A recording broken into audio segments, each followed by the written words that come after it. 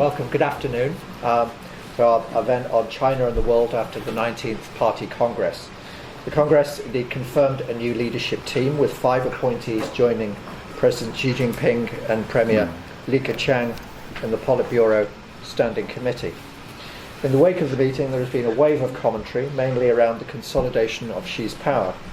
Yet rather less attention has been paid to the events that shaped the Congress, its significance within the Chinese political context, and larger questions such as whether there is the aspiration and capacity to export Xi's political model. I don't think I need to alert you to the fact that this would mark a dramatic change in the terms of China's engagement with the rest of the world, were it to be the case. My colleague Nigel Inkster, now going under the title of ISS Senior Advisor for China, will address these questions for us. And I must confess that I had to fight off bids from several of my colleagues in order to chair this meeting. He's been at the ISS since 2007. His research portfolio during this period has included transnational terrorism, insurgency, organised crime, cybersecurity. But his study of China, its history and its culture has been the work of a lifetime, and I would take this opportunity to commend to you his 2016 book on China's cyber power, which is as much about the country as it is about cyber. I've asked Nigel to speak for approximately 25 minutes, and after which I'll reserve half an hour for questions and discussion. Nigel.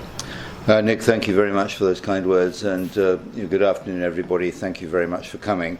It's true what Nick said, that China has been a burr underneath my saddle for quite a few years now. Starting when I studied Chinese at Oxford University in the early 1970s and first went to China in 1976, arriving 2 days after the arrest of the Gang of Four, the event which marked the overthrow of the end of the Cultural Revolution. So I've seen quite a few changes in that time. But I think what we're about to talk about represents a significant change. And 19th Party Congress, the Xi Jinping show, here he is, just in case any of you don't actually know who this gentleman is. So, who is he and what's he all about? Well, Xi Jinping is the son of one of the founding members of the Communist Party, Xi Jinping, who really did suffer in the cause. And this guy, spent most of the Cultural Revolution banged up in a cell, and his son Xi Jinping was rusticated to Shanxi province, which, believe me, having been there, is about as rural an environment as you can possibly hope to find. And that is really the formation of Xi Jinping. He's what's called in Chinese a princeling, Wangzi,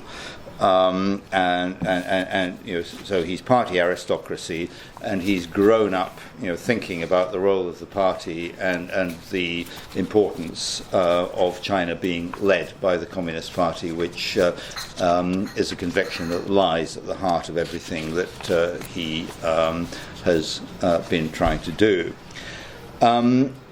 When he was nominated as Hu Jintao's replacement 5 years ago, he was a compromise candidate.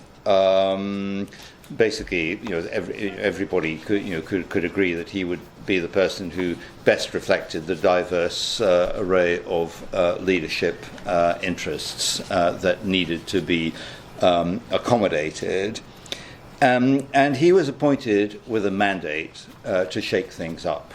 There had been a sense that the second half of Hu Jintao's tenure had represented something of a lost opportunity, that economic progress on economic reforms had stalled, and one of the key reasons for that had been the emergence of vested interests that stood in the way of progress and which nobody could take on.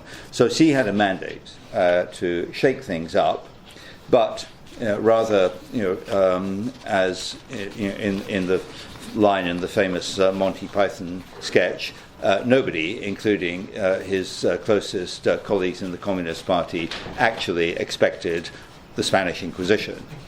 One of the first things that Xi did on taking office was to instigate an anti-corruption campaign driven by two considerations. Firstly, a profound conviction and awareness of just how alienated China's population had become with the behavior of corrupt and unaccountable officials. And I think there was a real sense that if something was not done about this, the Communist Party's hold on power might be shaken. But it was also a vehicle to enable Xi to consolidate his own power and to eliminate those he saw as most inimical to his position. And he pulled off a very clever trick, because I think he convinced everybody, including his party colleagues, that the campaign against corruption would be just the usual thing, 6 months a year, and then back to business as usual. And that absolutely did not happen.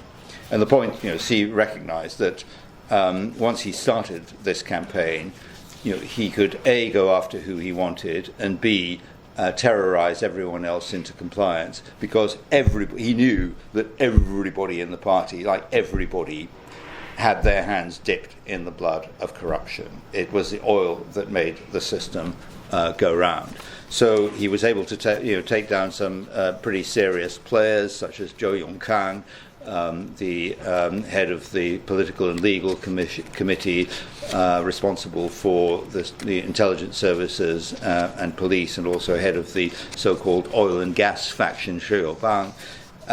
He went after some of the most senior corrupt PLA officers, and generally made his mark very quickly, and went, I think it's fair to say, much further, much faster than any of his colleagues had anticipated. And what was the strategic context in which this took place? Well, in 2001, was it 2000 actually, the Chinese Communist leadership identified what they called a period of strategic opportunity, a period during which China would be able to free ride on US-supplied public security goods to focus all its energies on economic development. And for the first decade, this was pretty much what happened. The United States, very much distracted by the counterterrorism agenda and conflicts in Iraq and Afghanistan, by and large content to leave China to get on with it. But by 2010, the party had to reassess this, and the reassessment was, well, okay, we're still in a period of strategic opportunity, but unlike in the previous decade when we basically just had to be there to show up, from now on we're actually going to have to become more proactive and seek to create the circumstances which will enable us to continue to take advantage of this period of strategic opportunity. And that was the period at which we began to see the emergence of a more assertive China, a China whose value systems were more explicitly at odds with those that had driven the post-World War II consensus. What were the characteristics of Xi's first term? Well, firstly, a change of style away from a consensus-based leadership, a collective leadership that had been put in place very deliberately to guard against a return to the excesses of the Maoist period.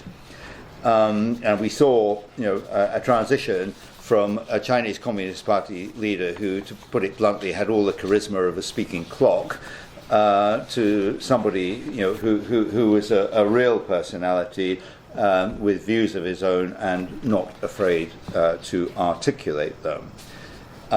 We saw the campaign against corruption, which I mentioned. We've seen a very significant renewed focus on ideological conformity, which has translated into an increasingly deadening effect on public discourse and debate in academia. We have seen substantial military reform, a more assertive foreign policy, and, as I just mentioned, an explicit rejection of Western values.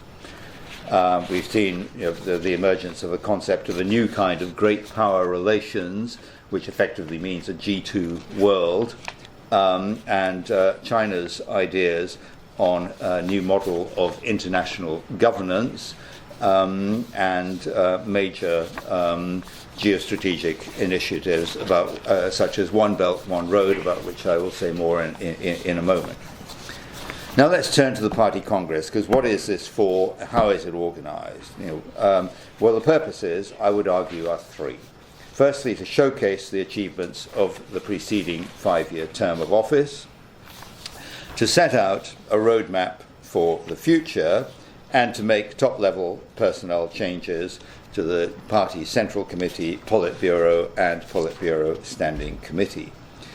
And bureaucratically, the Congress is prepared for by a huge and complex drafting process that normally is subject to much leadership discussion and amendment, goes through many iterations before the final document, in this case 34,000 character document, took 3.5 hours to read, was actually produced.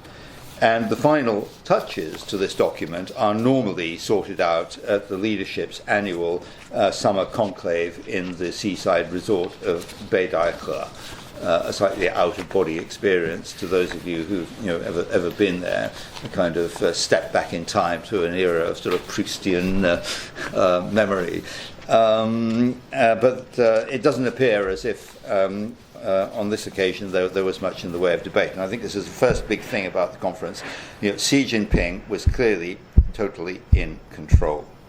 That was why the composition of the Politburo Standing Committee was leaked to the South China Morning Post and the New York Times some days in advance of the actual event.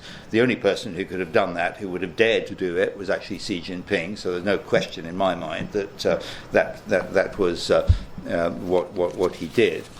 And the only concession that Xi Jinping actually had to make in relation to this conference was the reference to, let me get this right, Xi Jinping's thinking on socialism with Chinese characteristics for a new era, which even by the standards of Marxist-Leninist turgid jargon is going some.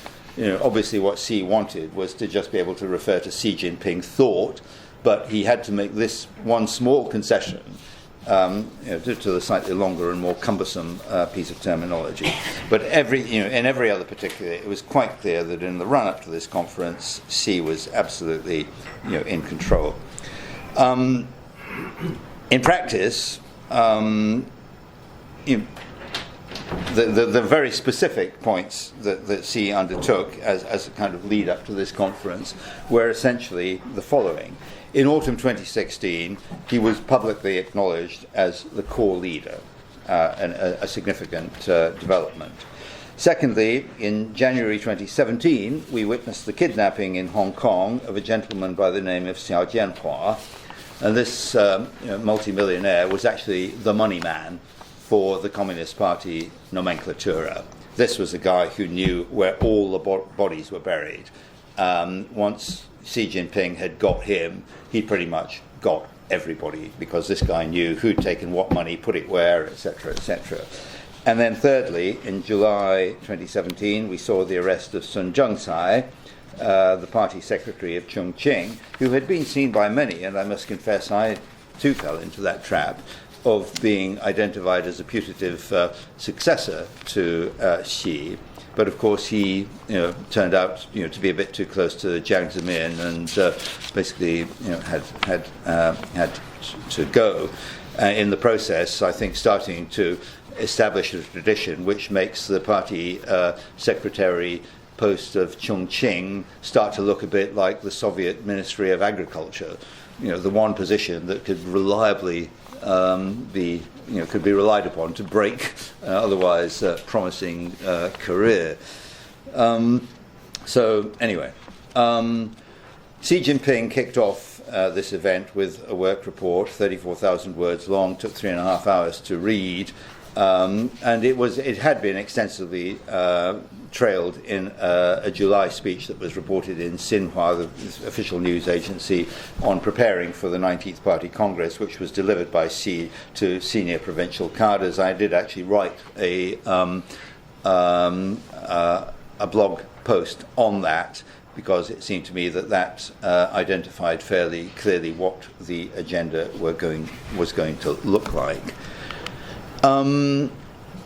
So, I mean, this is just an example of the main achievements of the preceding 5 years. And what are these achievements? Well, strengthening the leading role of the party and improving ideology. And this was, if you like, the leitmotif of the conference. In Xi Jinping's own words, north, south, east and west, the party controls everything. Just in case it wasn't sufficiently clear. Promoting a new development concept, and this is very much, this is as much as anything about the external dimension. China has a model which now can credibly lay claim to competing with the Washington Consensus, and this is something that other developing countries might want to pay attention to. Deepening reforms, well, what does that actually mean? Certainly not deepening economic reforms, because during the first 5 years of Xi's term, there was zero progress on economic reform, like zero. In fact, the last time we had any serious economic reform in China was under Zhou Rongji in the 1990s. Since then, there hasn't really been anything much.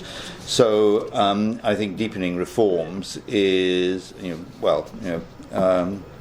it's not entirely clear, what is meant by that. Improving governance, and the watchword here was, and I quote, working hard to solve the most salient problems voiced by the people that are most threatening to the party's foundation of power.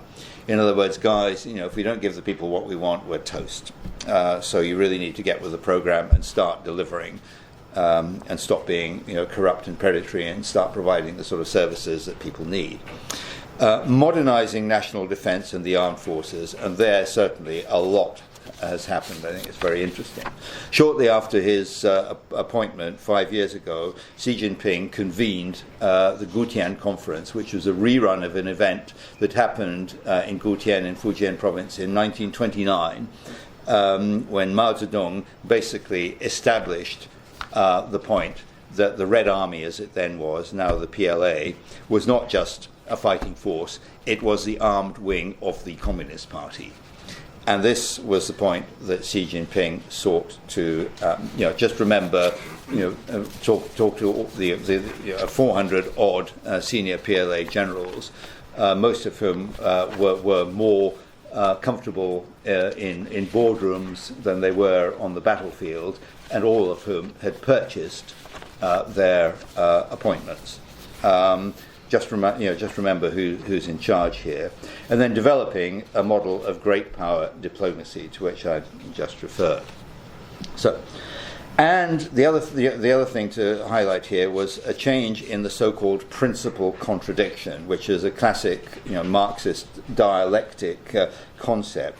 In 1981, this had last been identified as the ever-growing material and cultural needs of the people versus backward social production. And in other words, people want a decent life, and we've got crummy Soviet-style, factories that just can't do it.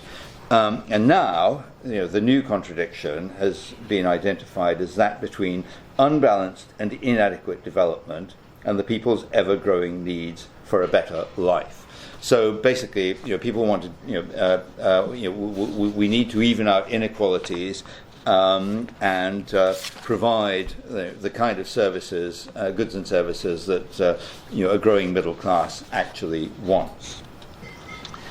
And there are 14 principles that Xi has, that Xi identified as being important in all of this. I'm not going to go through all of them because life's too short and they're all extremely boring. But suffice to say that most of them are derived from Xi Jinping's so-called four comprehensives, which is part of his supposed original contribution to Marxist-Leninist thought. In practice, these were drafted by Wang Huning, who has been the kind of intellectual amanuensis now for three Chinese leaders. He was the one who came up with Jiang Zemin's Three Represents. He was the one who came up with Hu Jintao's scientific approach to development, and he was the one who came up with the four comprehensives. And hands up all of you who cannot remember what the the three represents and a scientific approach to development actually consist of. Right, I thought not. Yeah, so, indeed. But the point is, there were kind of a number of leitmotifs here. One, repeated time and time again, was party supremacy. Party in charge, deepening, in improving party discipline, asserting party authority over the army, promoting socialist values. The other point worth highlighting is a people-centric approach. In Chinese, 以人民为中心, and this really is an example of sort of Chinese syncretic thinking, which has been a kind of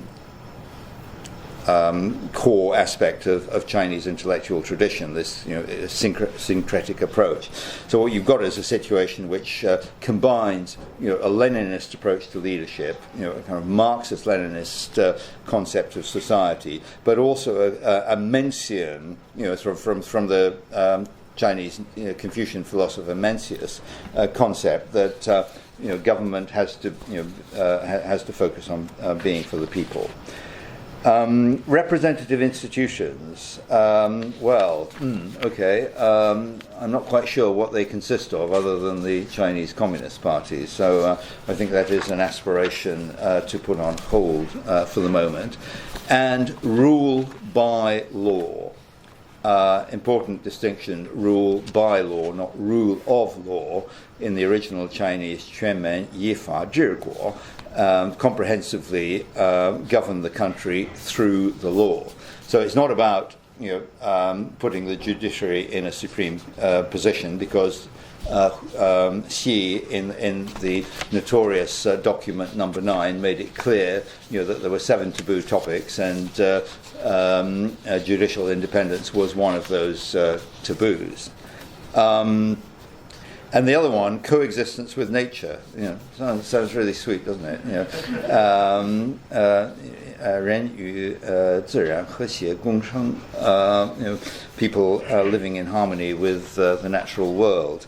A reflection of the recognition that people are fed up to the back teeth with the appalling pollution to which China has been subjected. And the urgent imperative to actually do something about it. And this takes us to the to-do list, which I've divided up into domestic, economic, defense, and foreign policy. And the domestic bit is about improved education and employment opportunities, higher income, improved social welfare and healthcare, better environmental and more fulfilling spiritual and cultural life. The aim is, and this is not this is an objective that's already enshrined in the 18th Party Congress, is to achieve moderately prosperous society in Chinese 小康社会, again borrowing from Confucian thinking, by 2021. That is a clear objective. But Xi went further.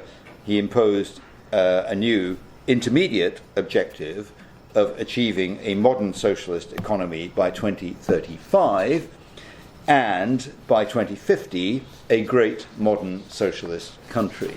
So a vision for the future that reaches out to 2050, which is interesting. I tried to think, when I last heard a Western political leader expressing a vision out to 2050. I haven't come up with anything yet, but maybe one of you can enlighten me. So huge ambition here, but a focus less on sort of mechanistic metrics like growth targets. The growth targets have been dialed back, which I suspect is a recognition that the sweet spot that China has been occupying for the last 20 years is kind of running out of road, and things are going to get more problematic in future. But this was a conference that was strong on propaganda, relatively short on specifics, and so it's very much about promoting the vision, promoting the dream, literally the dream. In the economic sphere, references to giving a leading role to market mechanisms and the reform of the state-owned enterprises, but no detail. Some more may become clear during the forthcoming December Economic Work Conference, due to be held in Beijing. But my sense is that market mechanisms and economic reform will not mean what we think they ought to mean. I'm seeing some quite compelling indications that China, one of China's designs in changing international governance is to seek to legitimate Chinese concepts of state corporatism, so that these are not seen as a kind of outliers, but actually something that is accepted and normalized within international economic governance and trade. Watch this space. Quite a lot of focus on technology. And this, of course, is something which, for the Chinese Communist Party, is absolutely critical. In the book that Nick referred to that I wrote last year, I said I thought the Chinese Communist Party thought they had achieved technological dominance. But interestingly, in an article in the party theoretical journal, Seeking Facts, back in September, I read an article which contained the sentence, let me see if I can remember it, 我们党过不了互联网这一关，就过不了长期执政这一关. If we cannot rise to the challenge of mastering the internet, we will not be able to meet the challenge of maintaining a long-term hold on power. From which I take it that, okay guys, we're not doing badly, but we can never relax our vigilance and we've got to keep going. But the development of technology has now become front and center of Chinese future economic development. Xi talked about the deep integration of the internet, big data and artificial intelligence with the real economy, which is internet plus. And he talked about his vision for China as a science and technology superpower, a quality superpower, an aerospace superpower, a cyber superpower, digital economy, artificial intelligence, nanotechnology, quantum computing, big data, cloud computing, smart cities, and a digital Silk Road for the 21st century. So a pretty big shopping list there. On defense, the emphasis was very much on developing a front-rank military, 一流军队, which would focus on warfighting and professionalism. Mechanization of the armed forces is to be basically realized by 2020, and major progress is to be seen on informatization and development of strategic capabilities. The aim is to produce a top-tier world-class military by 2050. I can talk in more detail about the PLA reforms that have taken place, what they were and what they mean, if anybody's interested. But in the interest of time now, I will move on. And foreign policy. Well, actually, there are very few specifics, other than reference to the South China Sea as a hotspot. And interestingly, only one single reference to One Belt, One Road in that 34,000 character speech. But I don't interpret, seek to over-interpret that. The basic strapline of the speech was that the general environment was as it had been before, basically an era of peace and stability, but highlighting issues of hegemonism, in other words, America muscling in on what we think is our space, hotspots, global economic imbalances, non-traditional security threats, threats to global economic integration and free trade. Hollow laughter, I hear from some of you perhaps, but China's interest in free trade is real, because although much progress has been made on moving from an export-led to a domestic consumption economy, China is still going to be heavily dependent on exports for the foreseeable future, and also very heavily dependent on strategic imports for the foreseeable future. So anything that impacts on free trade is not going to be well viewed, and it's quite clear to me at least that the one thing China is really scared about from America is not its battle aircraft, carrier battle groups. It's the prospect that Donald Trump might kick off a trade war with China. That is the real showstopper.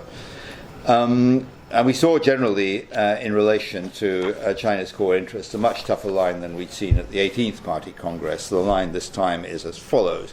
China will never pursue development at the expense of others, nor will China ever give up its legitimate interests and rights. No one should ever expect China to swallow anything that undermines its rights. Its interests, sorry. And interestingly, I'll go to that in a minute.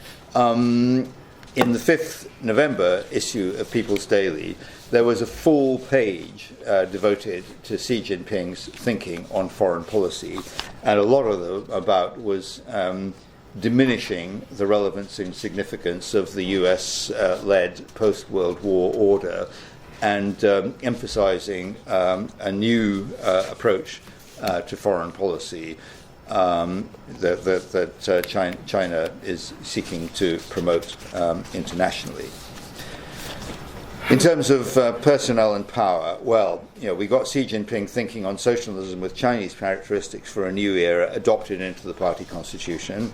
This puts Xi Jinping in a class above his two immediate predecessors, Hu Jintao and Jiang Zemin, both of whose thought was incorporated into the party constitution, but not with their names on it. It was simply referred to 3 represents and 4 this and 5 that.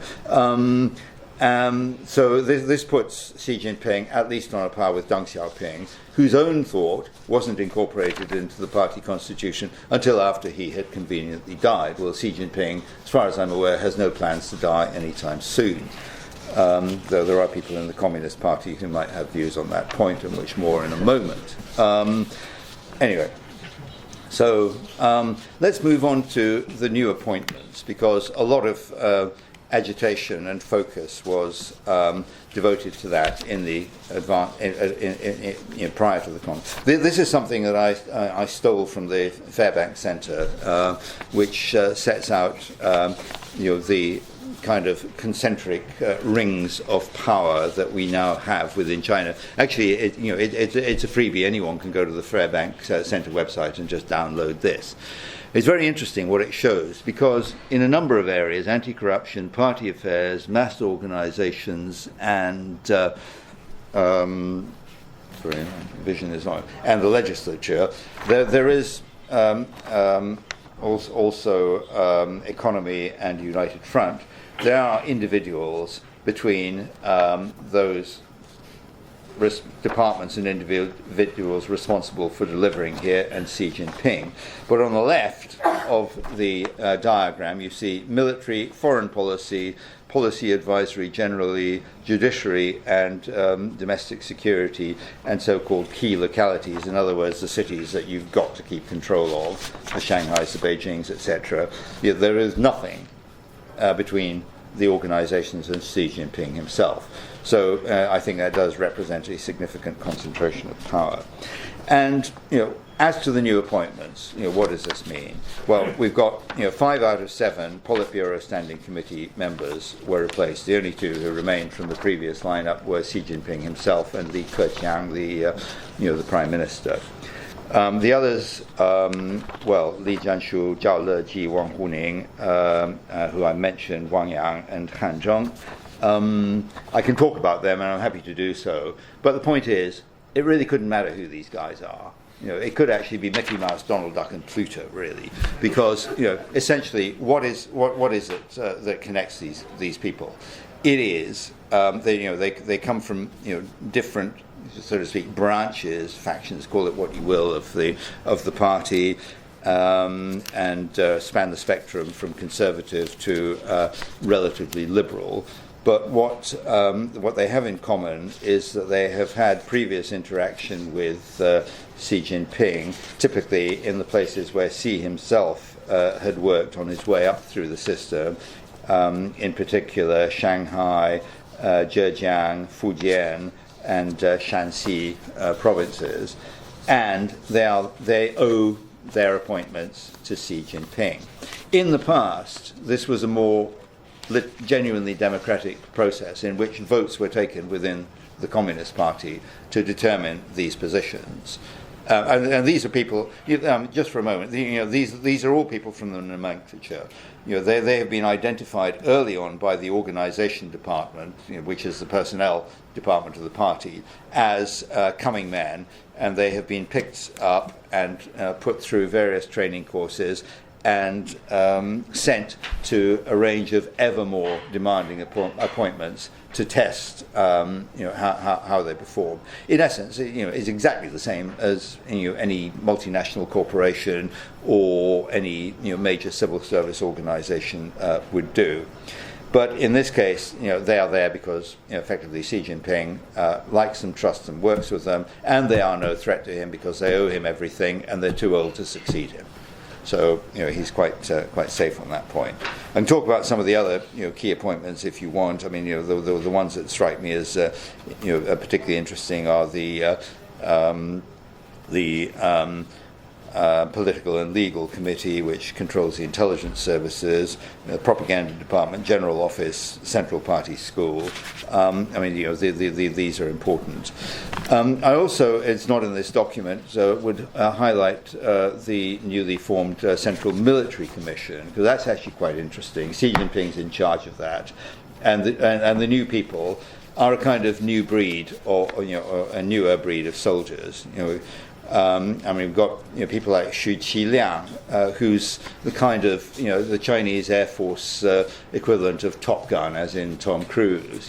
Not somebody who's flown in combat missions, but has done some fairly nifty aerobatics at various national parades and so on, and is a kind of dashing fighter pilot. Jiang Youxia, who's one of two people, together with Li Zuocheng, who've actually had some combat experience. Hardly anybody in the PLA serving now has had any combat experience, but these two were involved in the 1979 so-called counterattack in self-defense against Vietnam, which militarily was not a fantastic success.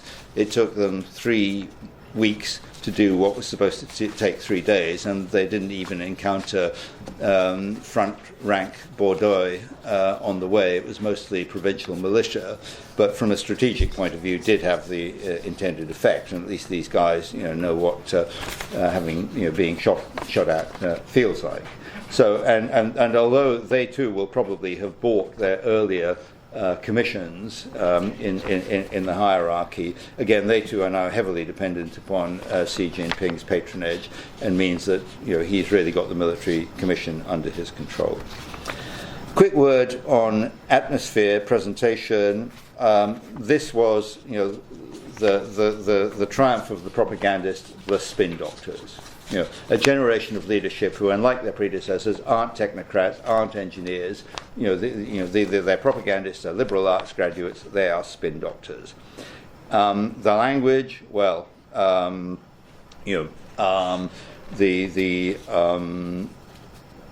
late Simon Leys described the language spoken by the Chinese Communist Party, or reading it, as a bit like swallowing buckets of sawdust. And it is a different language. Ordinary Chinese people don't speak this language, and it really is. It's just sort of brief reflection. The more I look at the Chinese Communist Party, the more it feels to me like the pre-Reformation Church. Basically, you've got the ordinary people who don't understand what all these guys are talking about because it's a foreign language, in Latin in the case of the church, Marxist-Leninism in the case of the party, and nobody expects them to. The only thing they are expected to do is show up, not argue the toss, get with the program. Just as in the pre-Reformation church, they were expected to show up to church, pay their tithes, preferably buy lots of indulgences, and not look too askance at the suspiciously large number of children running around the village who bore a striking resemblance to the supposedly celibate priest. In many ways, we've got the same thing here. The Communist Party holds its own people supposedly to higher standards. They are expected to go through all these training courses, learn to parrot whatever doctrine is currently there, and actually believe in some of this. Nobody actually expects the people to believe in this. Indeed, I think the Communist Party deeply distrusts the people for fairly good reasons. So it's quite similar. Anyway, let's cut to the chase on what are the policy implications here. I'll wrap up with that because I want to leave time for questions. Firstly, I mentioned the propaganda element, and we do need to distinguish reality from hype. There was a lot of hype here, no question about it. It was an exercise in accentuating the positive. The vision out to 2050 did not for a moment dwell on some of the really significant challenges of breaking free of a middle income trap and some of the other things that China needs to address. But I also think it is important to take China at its word, because if we look back over the last 25 years or so, what we have seen is a Communist Party that has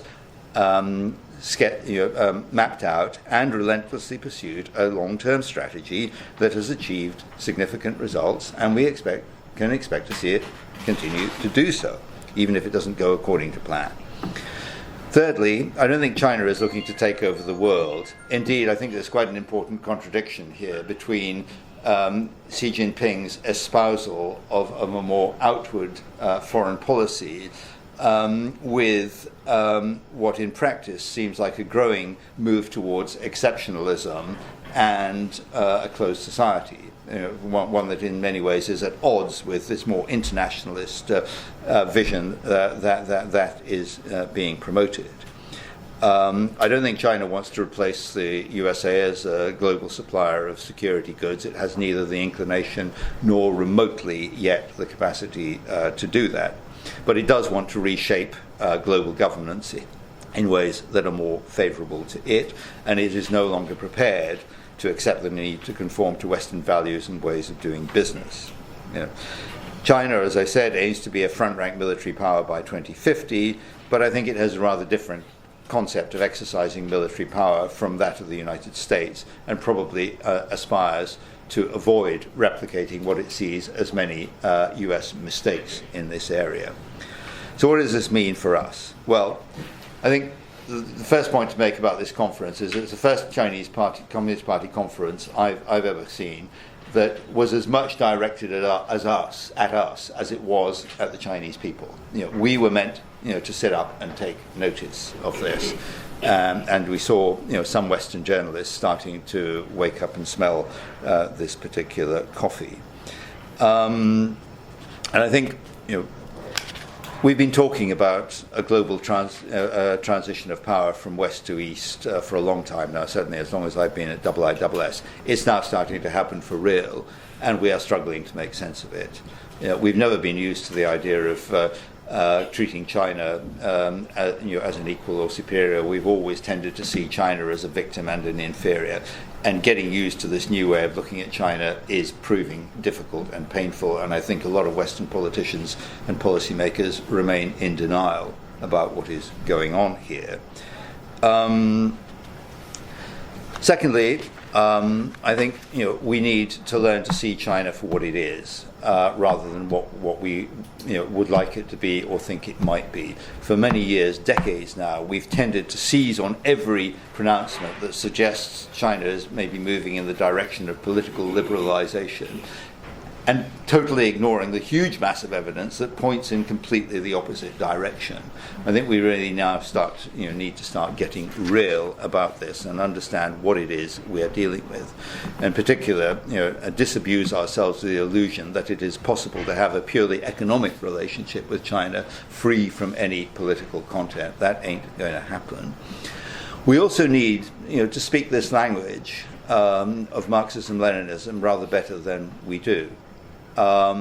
Because for all its obscurity and difficulty and frankly, pure boringness, it does convey some important messages, and we actually need to start learning, what they are saying. And finally, and I never thought I'd say this, I tend to agree with Donald Trump. we shouldn't blame the Chinese for doing what they're doing. They have every right to pursue their legitimate national interest as they see it. And basically, what's happening now, China's rise, China's emergence as a major global power, is asking us a lot of questions of ourselves. Do we really have confidence in our values? Do we feel that the institutions that support and operationalize those values are actually fit for purpose in the 21st century? Maybe they do need a bit of a makeover. But the key message is China has arrived. It is here to stay. It is going to be very, very difficult for us to deal with, and we're going to have to learn how. Thank you.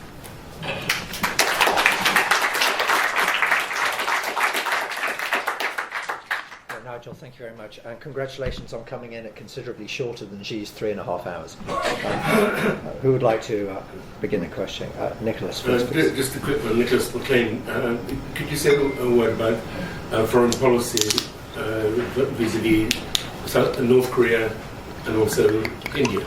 Yeah. Okay. Well, North Korea, very, very interesting. At a time when intellectual debate on almost every imaginable subject has been comprehensively constrained, we see in academic circles in China a debate on North Korea where views vary from we should ally, we should implement our alliance with the fat little man in the boiler suit and resist U.S. aggression, right through to we should actually team up with the Americans and get rid of the fat little man in the boiler suit. I mean, a total spectrum of political views. Why is this? Because Xi Jinping is quite happy to allow a Potemkin intellectual debate to take place on North Korea. He knows what he really wants. And what Xi Jinping is about in North Korea is looking at this from the party interest point of view more than the state point of view. It's about the relationship with what at the end of the day is a fraternal socialist party with whom China has a treaty commitment to come to their aid if they are invaded. So, and it's very interesting actually to reflect that during the party congress and during President Trump's subsequent visit, North Korea did not, as had previously been anticipated, undertake a further missile test, which suggests to me at least that Xi Jinping does have the power to call Pyongyang and say, don't you dare rain on my parade, which is interesting in terms of the extent that they, the influence they are able to exercise. I mean, I think for me, China is for the moment quite happy to let North Korea run. They're not going to do any of the things that we imagine they might do to rein in North Korea. They're not worried about the nuclear thing so much because they're surrounded by nuclear powers. They're used to it. It's not, it's not such a big deal for them. A bigger deal for them is if the status quo is interrupted. With India, well, yeah, very interesting. I mean, I think what we're seeing here is a kind of strategic contest between two major powers. Until recently, the Indian official view was Asia's big enough for both of us. I'm not now sure that is the case. We saw earlier this year a standoff in the Doklam Plateau, which hasn't gone away. It was dialed back in the immediate run-up to the G20 meeting because Modi had a word with Xi and said, there's going to be a problem, and so Xi dialed the thing back. But the two armies are still confronting each other in Doklam, just in a different place. And the issues that put China and India at odds. India sees One Belt, One Road as encirclement, and they ostentatiously stayed away from the OBOR conference that took place last year. Incidentally, on OBOR, I should say, this will happen, whatever we may think of it. Xi Jinping has his name on it. It is not going to be allowed to fail. So it's going to happen one way or the other. So I think relations between India and China are going to remain fractious. The border issue is going to be unresolved. When the Dalai Lama eventually dies, the whole issue of his reincarnation, whether he does reincarnate, where, etc., is going to be a tendentious topic with the potential to give rise to further tension. But at the same time, I would argue at the moment that China does not want a war with India any more than it wants a war with the United States. It's not ready for it yet. Yes, please.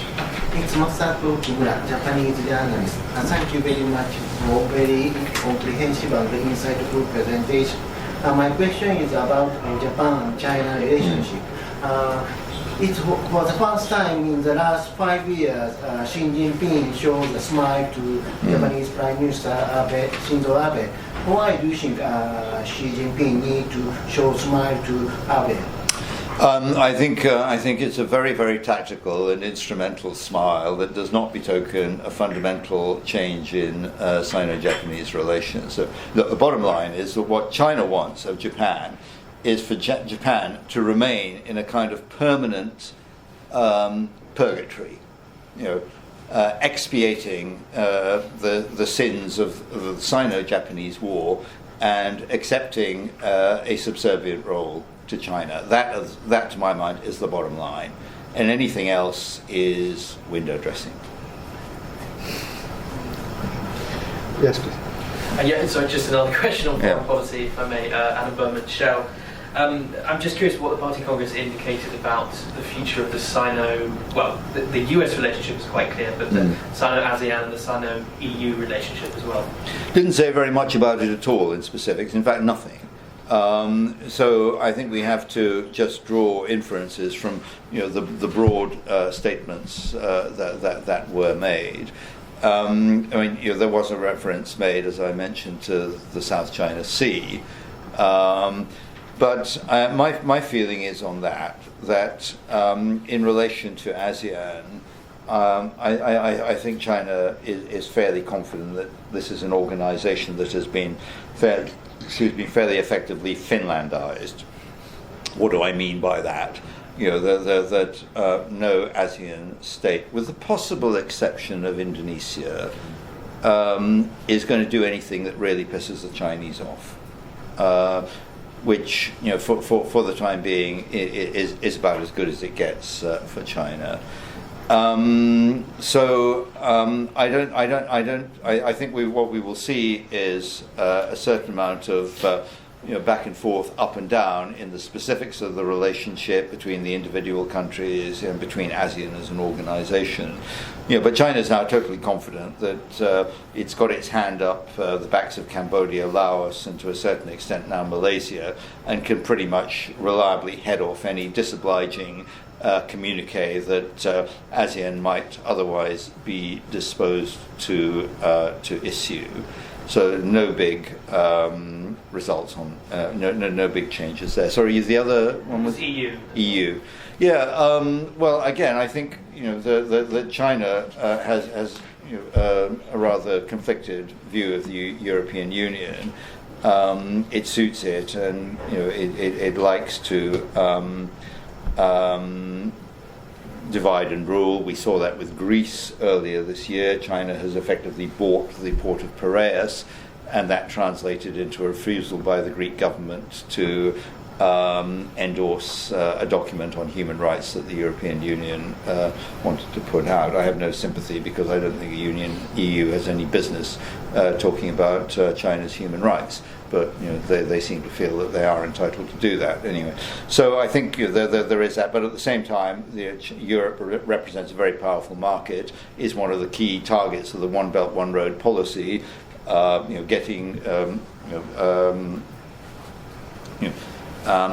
Creating linkages, economic linkages that facilitate the transport of goods, Chinese goods to the European Union, is an important component of One Belt, One Road.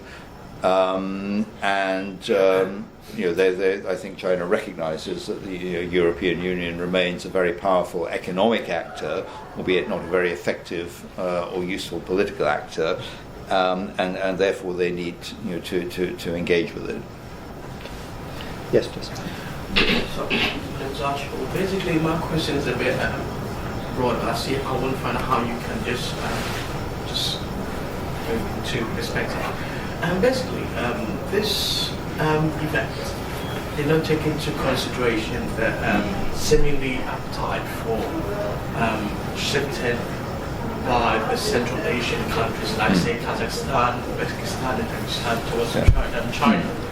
In that case, working on the influence on the sphere of influence of Russia. Does it mean that as China becomes too powerful, it will encroach on the sphere of influence of Russia, shifting Russia into EU and minimizing the strength of NATO?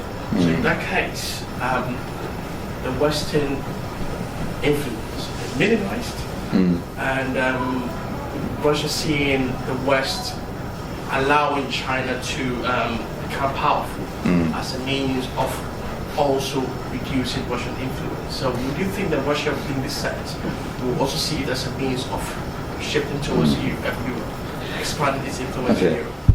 Well, I think that's a very interesting analysis, but my immediate response is too many notes, Herr Mozart. I think it's I don't think it's possible to map out something in quite those terms.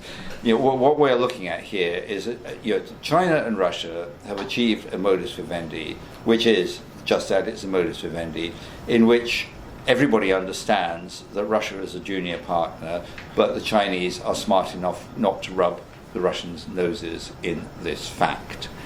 Russia needs this relationship with China more than vice versa, because Russia faces all its problems of population decline, aging population, lack of economic development, and all the things that China can potentially supply. When it comes to Central Asia, we have already begun to see quite significant Chinese encroachment in what had traditionally been a Russian Soviet sphere of influence. But let's not forget one thing, that the Central Asians themselves have agency here, and they do not want particularly to become the puppet of any one or the other, or simply a plaything of great powers. So they're actually working quite actively and in many ways quite effectively to hedge their bets and position themselves so that they can retain agency. I think Russia is not happy about the idea that, or particularly happy about the Chinese economic encroachment, but there's nothing it can do about it. I think Russia is more worried about being transit territory for One Belt One Road en route to Europe. And I think, frankly, I do not believe that Western governments, severally or collectively, have anything remotely resembling a coherent strategy in relation to Central Asia. If there is one, I have yet to discern it. Any comment on the gas pipeline? Which one? Uzbekistan, sorry. Yeah. Uzbekistan, yeah. Well, I mean, I imagine that will happen. China needs energy resources from as diverse a base as possible. One of the issues they have with India is the Indian Ocean as a kind of choke point for key resources, in particular energy transiting from the Middle East. So it is in China's interest to spread its risk and diversify sources of supply as much as they can. Two more. John and then Richard. John first, please. Nigel, I think a lot of people are very, very worried about North Korea turning into a war, because it seems quite difficult to see what alternative there is when you've got North Korea determined to press on, and Putin saying, well, they'll eat grass before they give up their weapons capability. And several people in the US administration, like McMaster, Mattis, Nikki Haley and so on, saying it's simply not going to happen and we will use military power to prevent it happening, and no sign of any diplomacy. If we do get into a war, what attitude is China then going to take? Well,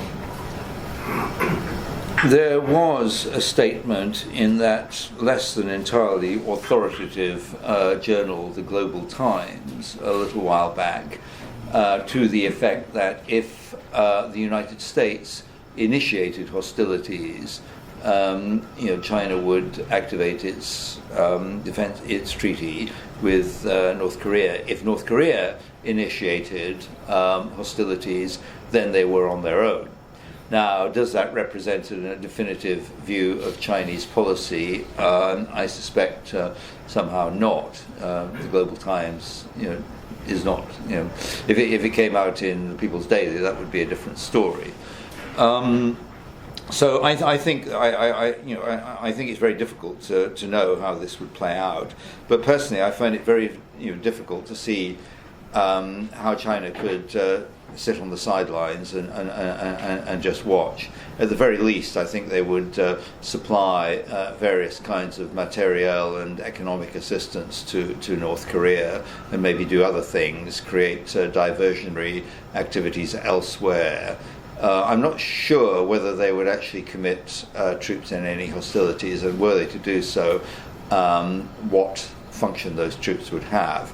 I think one possible option is to move about 50 or 60 kilometers into North Korea and create a kind of cordon sanitaire that they would control and would hopefully enable them to control refugee flows and create some kind of a buffer.